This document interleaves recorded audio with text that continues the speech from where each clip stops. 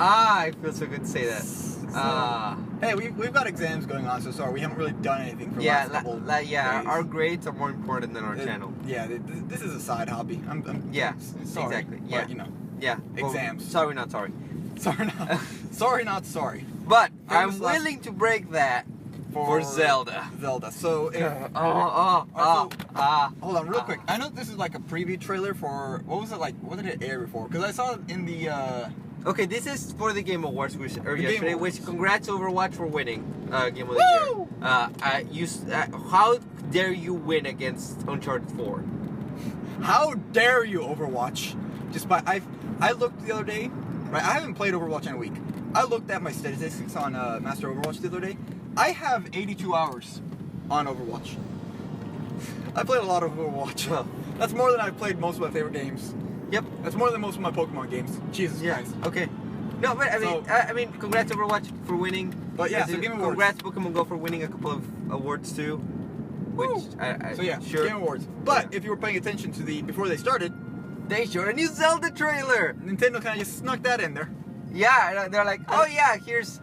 Was there any kind of like announcement for that, or they just? Oh no, they did announce it like a couple of days before. Like, oh, stay tuned for the Game Awards in the pre-show. So we're gonna show some Zelda, and then we're gonna show some Zelda during the awards too. Oh, nice. Yeah. So of course, a lot of people just turned in for Zelda, and then they left. And then they were like, oh, Reggie's on stage again. Tune back in. Okay, more Zelda. Excellent. Which I will say, I saw this trailer. This is the best trailer that I've ever seen for a video game. My excitement level for Zelda was at a 10 before this. I am at 100. Tenfold. I will say I was already excited before, but no gameplay, no hype, right? Like that's what I go with. We've seen gameplay, so I'm hyped already. This felt very much like the kind of trailer you would show to the people that haven't seen gameplay and they just would watch trailers. And this got me excited about the game because two things. Doggo and what the fuck's going on here? Oh crap. Sorry. Doggo. Yep. And airship. Motherfucking airship. And Falco Lombardi. You forget Falco Lombardi. And Falco Lombardi kind of showed up, yeah. So that's pretty fucking cool. The whole, they showed so much, yet so little at the same time. Like seeing like a war on Hyrule, like the castle just spewing flames, and Hyrule and like Castletown just being absolutely decimated. Whoa! What the hell? Seeing the airship and that random bird that just appeared out of nowhere, that's amazing. You can see Lynx has the Master Sword right there. It's so more and going complete Mongol because horseback archery. That looks pretty cool. I still don't know what crab squids are though. Oh fuck it. They're guardians. Crab squid. Guardians to protect the royal family. Come on, that was very clear with that little tapestry painting they did in the trailer. But what if they're an invasion force? How do we know that they're there guardians to protect the royal family? What if it's an invasion force brought up by some weird ancient magic person, wizard, that's what I'm looking for, wizard, to try and take over Hyrule? What if they're the bad guys? Because it looks like they're the bad guys. You know it's canon, right? Yeah, it's absolutely canon. It's like, they call it the Calamity Ganon. They've been over this. But it's... Crab squids, like, I don't know what they are quite yet. Like, I don't know if they're like a army that was brought in by Ganon, or if they were actually supposed to be like protecting people, and then they got. Well, I mean, just because I'm guessing because the names are guardians, I feel like they were in charge of guarding the royal family of Hyrule. What if they were Hyrule? Had a little guy there. What if they were guardians of an ancient artifact that the royal family, stole generations ago, and now they've woken up, they're like, yo, you took our magic rock, give us back our magic rock. What if they're not guardians of the royal family? What if they're guardians of something else? This is why the trailer is so amazing. And this is what I'm saying. I don't know what the crab squids are. Crab squids could be anything, or squid crabs. I forgot what I called them before. But crab squids are fucking. I like that more than it is. But crab squids, I don't know what they are. They don't seem like the kind that would be inherently evil. they don't like strike me as the kind Yeah, of things yeah, that, they like, strike me as they're good, but they're corrupted in the game. yeah, I mean, like 'cause- they look kind of like I don't know if you haven't played Halo, but like if anyone that's listening to this, if you've played Halo, 4, I'm gonna say 4. You know what? No, let's go with 3. Anything like the constructs on the rings, right? Yeah. The monitors, the sentinels, like they aren't inherently evil. They're just doing a job and they're following programming. Yeah. And now those are like future machines, like, you know, crazy future smart AI machines. These look like magic machines, like, you know, crazy smart magic AI. So I don't know if, like, they don't seem like they're sentient on their own. It looks like they are very much mechanical. Yeah, like they're being controlled by something. Yeah. They're following some kind of programming. I mean, that's very clear. That's very clear when you see them and then they just start glowing and they start moving when they glow. Yeah. And there's 2 types of glow, right? There's the blue glow. That's, I think they're gonna take that as the good glow, and there's like the red glow, which is the evil one, which is how we usually see them in the right in the game. So crab squids, Yeah. look very interesting. By the way, this game looks hard as balls. Okay, here's the thing. When they showed the gameplay, right? Link was fighting off this like this electric lizard looking thing, right? As soon as it hits it, it does like, you know, whenever you hit like an electric, you know, the googly thingy, like it just electrifies you. It just like electrifies you and blows you away, right? Right. Link's hearts dropped 7. What the fuck? He dropped 7 hearts from that attack. So This maybe that's game is not gonna baby you. Alright, well, maybe that's more of like, I imagine if you have a open world Zelda game, you're gonna have a very complex combat system. And I imagine the basis of that, the core of it, is gonna boil down to melee and ranged. Yeah. Which we've very much seen that they expect you to have the bow pretty fucking early on. And then they give you a lot of weapons that you can pick up, axes, spears, you have your sword, obviously. And so it seems like the combat system also in this is gonna be a lot more. So maybe that's a boss that's not meant to be melee, fought with melee. Maybe you're supposed to keep your range and shoot with arrows or throw spears. But I even hear like that. I mean, in the demo, the guy that was playing lost. He got a game over screen. And I also hear a lot of people that played the demo during E3 got a lot of game over screens as well.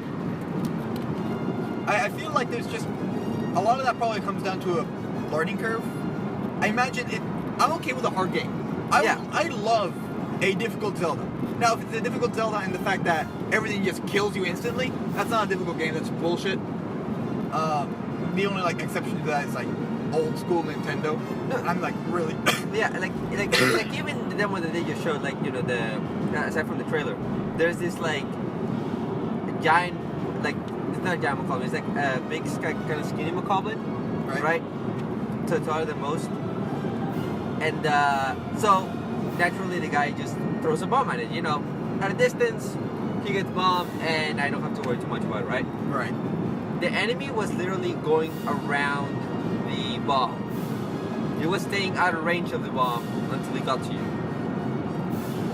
Intentional. So it just seems like, honestly, I'm excited about this game, and a lot of times, again, we'll see a lot of things in trailers. Oh yeah. And maybe that's just one enemy type that has programming to avoid the bomb. That would make sense. Yeah. Right, Jack. Now, I don't know if all the enemies are that smart. I don't know if they would put in that much AI or that many, you know, like smart AIs into the game. And maybe that bigger Macaulay is supposed to be like a world mini boss or something. Maybe it's supposed to be smart enough to kind of maybe. Definitely looks like it, yeah. And I don't know too much about the bosses in this game, but it looks like there's not a whole lot of dungeon bosses. It looks like there's a lot of world bosses. We've seen like the rock monster. We've seen rock monster, fat Cyclops. Yeah. Yeah. So it's like I feel like a lot of those are going to be kind of in world arena kind of areas. Yeah.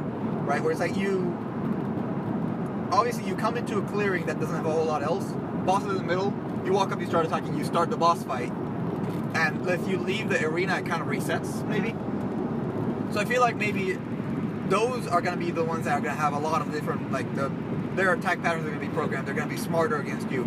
And then, you know, obviously those are going to be the really difficult bosses, the ones that can probably take out 7 hearts in one hit. Yeah. But then, those are world bosses. Those are the big ones. They're the ones that you go after, and I imagine there's probably story-based. Oh, yeah. But then that tall, skinny Macaulay, I haven't seen those before. And I didn't see two of them at once. Usually when we see Macaulay, we see a bunch in the group. Maybe that's a mini world boss. Something that maybe just wanders around and you can run into it. It was guarding something special. Like it had a purpose. So I'm thinking maybe that's not a common enemy. Maybe it's something that's more specialized. Maybe not boss level, but something more specialized to like give you more of a challenge. Yeah, I think that's absolutely fascinating. Other thing, Falco is not the only bird person in the game. There was another one that they showed in the demo as well. We've seen bird people before, right? Wind Waker. Yeah. Although these are much more bird-like than the bird. Okay, it's because the ones in Wind Waker, they felt more humanoid. They had the beak and stuff, and maybe a couple of feathers on the sides, but it wasn't much. These ones are like full-on birds. They feel more like birds than the other ones, Right. If that makes any sense. And birdship. Airship. Airship! Which means that Bowser is driving that ship. Because who drives airships in Nintendo games? Bowser. That's it. It's always Bowser. It's always Bowser.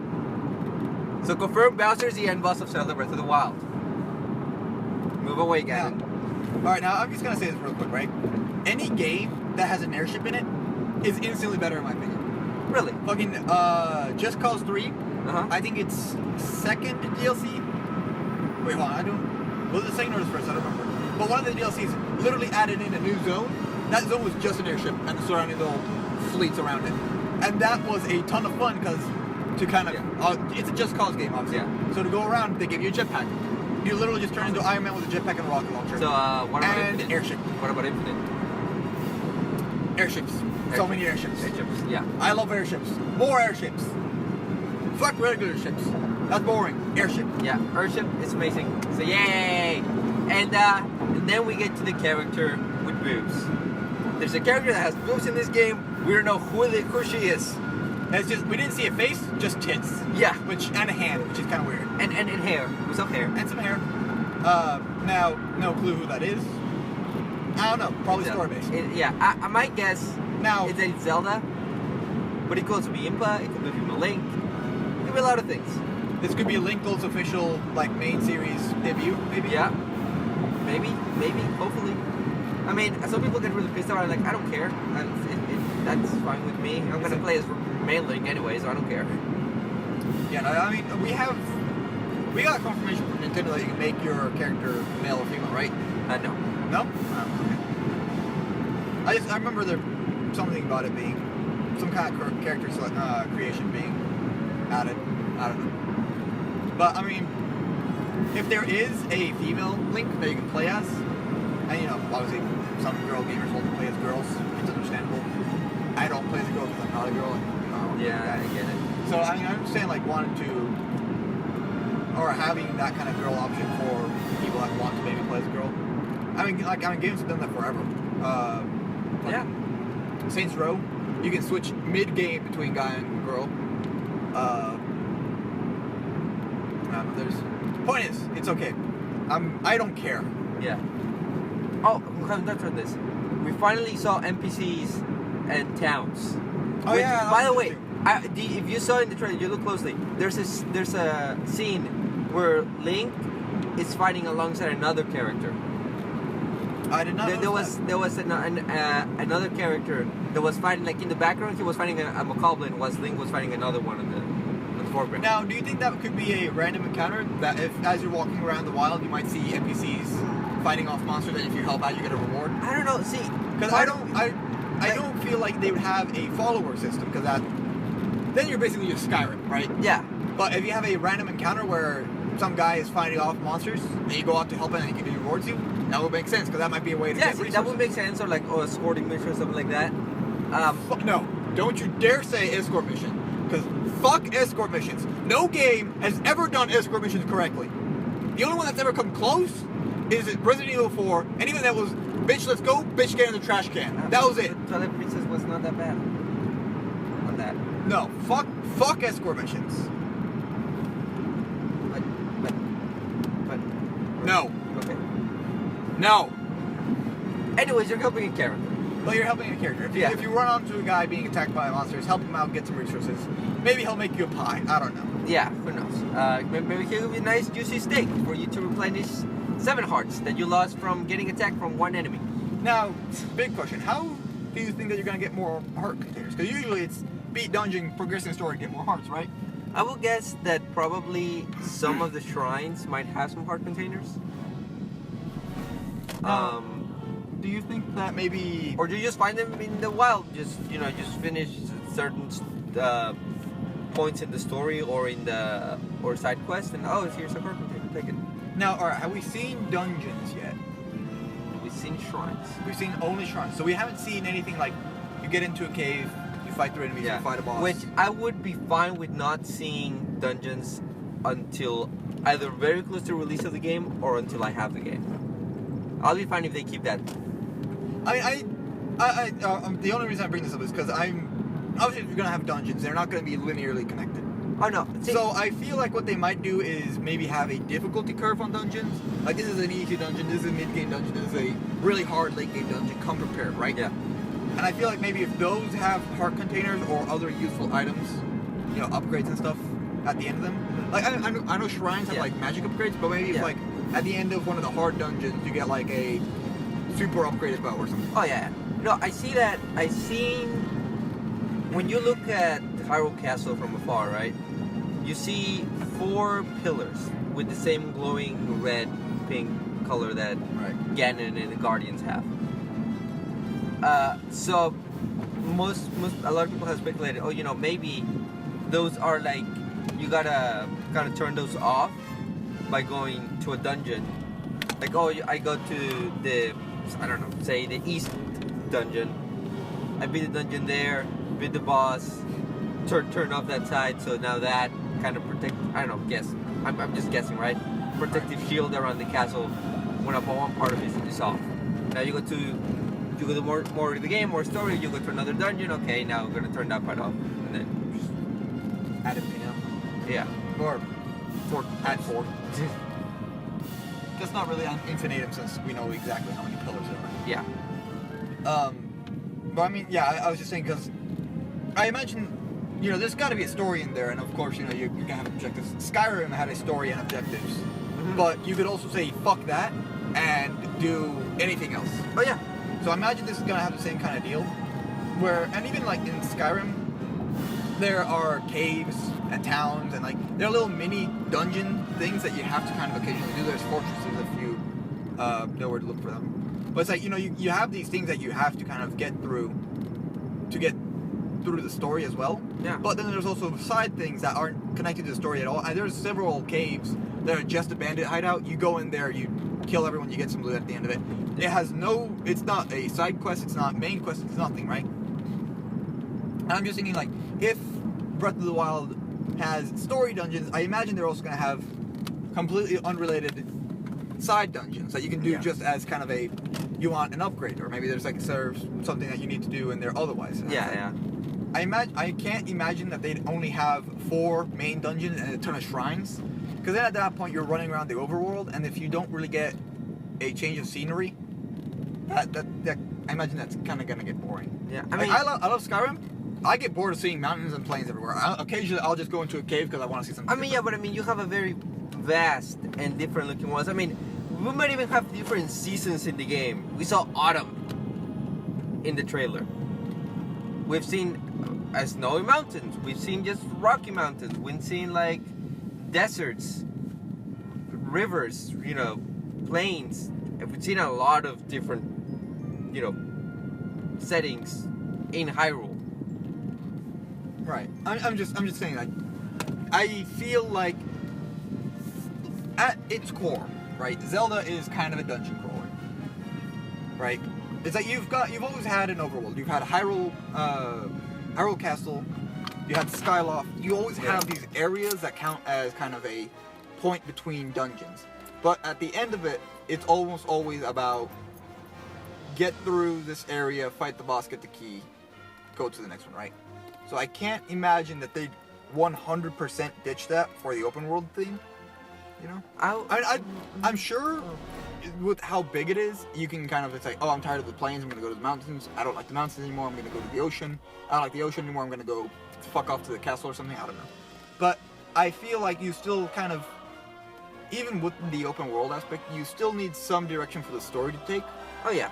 So you're going to need some dungeons that are going to be locked off until you maybe beat some of the other ones. Like, I mean, Dark Souls is pretty open world interconnected, but even then, like, a lot of the zones are kind of considered their own dungeons, and at the end, you beat a boss, you get a key. From what I understand, that in the plains, I think you gotta get to a specific point in the plains, like finish a mission in the plains, so that you can get like a glider to get off the plains and go into another part of Hyrule.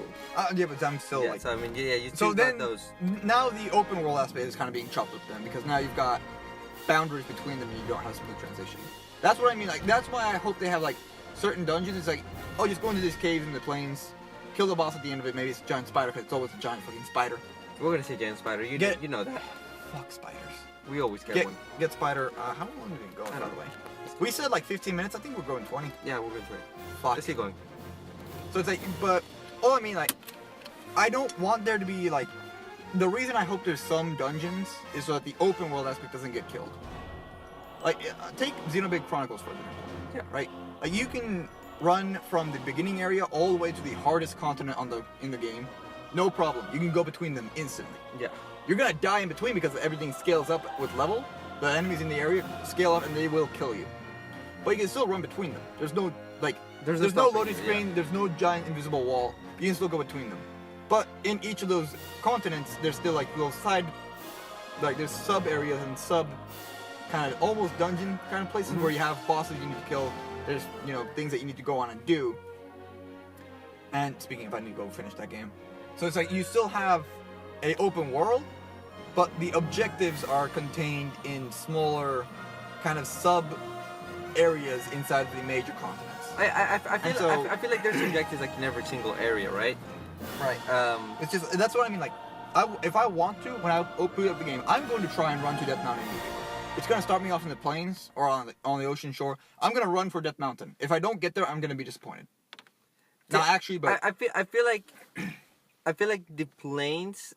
I think you're kind of locked to the plains at first, just because kind of get kind of used to the controls, get used to the mechanics of the game. Okay, you get it. Do this specific mission, and you're set. You can go anywhere. I feel like that would be a good way for like the people that you know, if because this game has a learning curve, because it doesn't play like a Zelda game, like all other Zelda games. You kind of have to like learn all that. Once you get the mechanics down, okay, you're good. Get out. I don't know. I feel like if you're gonna have an open world game, let me do the open world things that I want. Cause Skyrim, I've beat the main story like once. Every other time I start a new character, it's like, you know, I could follow you to whatever Riverwood the first town is. I don't remember the name anymore because I always skip it. Or I can turn left and just see ya, and then I see ya, and I walk off, and I go do whatever the fuck I want. It's like, that's how I play open world games, is I'll do the story once, and then I'll go fuck around for the next 40 hours. And so, I feel like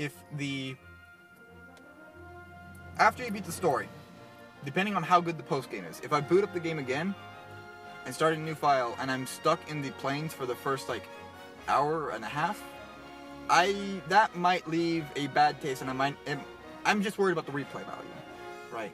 Mm-hmm. I want the open world aspect to be from the beginning, so that if I ever come back, I'm not stuck doing the first hour and a half tutorial. I can just get straight into it. I get it. Now if the first mission is literally just go kill this one boss in this one dungeon, or you can like maybe skip straight to the boss, then I'd be okay with it, because boot up the game, kill the boss, fuck off, do whatever I want. But if it's a hour and a half tutorial each time, you complain about Twilight Princess having a 2-hour tutorial. And it's like, being able to skip that and getting straight into the open world aspect, which is what they've been, you know, kind of promoting, I want to be able to get to that as soon as I can. And that's what, the only thing I'm worried about with the planes having kill this one boss, get this one item. It doesn't sound too bad, But if getting to the boss takes forever, then it kind of starts dragging on for replay value. You know? Although I don't know how many people actually like go back into an open world game and start a file over again. I have, well, if you've played Elder Scrolls, you've done that several times. And if you played Skyrim, you always end up playing Stealth Archer. And you know it's true. You know, maybe not, because I don't think you've played Skyrim. Get the special edition, get the, you know, the new anniversary one, whatever it's called. Zelda console, sorry. Anyway, I've got a class in about 10 minutes, so you want to wrap this up? Yep. Alright. So we're so yeah. excited for it. Hey, point is, we're fucking excited about Zelda. There was a 3-minute trailer that came out, we just did a 20-minute video No, on it it. was a 1-minute trailer. 1-minute trailer that came out, we did a 20-minute video on it. Yeah. Well, video, air quotes. It's a video. Anyway, thanks for listening. We'll see you whenever we finish our finals and we actually get back in the groove of things. More Undertale eventually. Eventually, yeah. Eventually. But for now, this is all we got, and just get hype. Hi! More gameplay, please. Yes. And we'll see you eventually. See ya. Yeah. Bye! Now guys, thank you very much for watching. If you like this video, click the like button like BBA down there. Watch our other stuff up here and follow us on Twitter @Radamix and subscribe right here so you don't miss out on our latest content. Hope you enjoyed this one and we'll see you next time. Bye!